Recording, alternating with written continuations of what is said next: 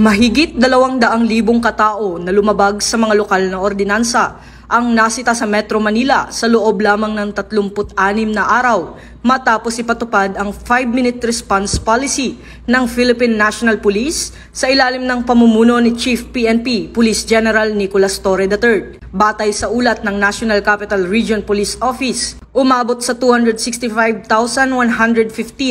ang kabuuang bilang ng mga nahuling violators mula June 2 hanggang July 7. Sa bilang na ito, 84,886 ang pinatawan ng multa, 1,353 ang sinampahan ng kaso, habang 178,876 ang pinalaya matapos maproseso at mabigyan ng kaukulang babala. Katumbas ito ng humigit kumulang 7,364 katao kada araw na nasisita sa Kalakhang, Maynila. Dahil dito, nakalikom ang mga lokal na pamahalaan ng tinatayang 59.5 milyon mula sa mga ipinataw na multa.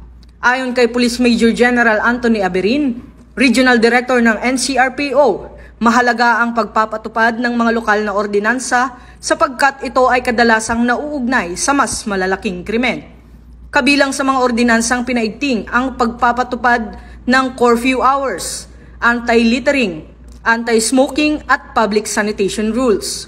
Sa ilalim ng pamumuno ni Police Major General Aberin, patuloy ang pinalawak na police visibility, mas pinatibay na koordinasyon sa mga LGU at tuloy-tuloy na pagpapatrolya upang tiyakin ang mahigpit at tuloy-tuloy na pagpapatupad ng batas.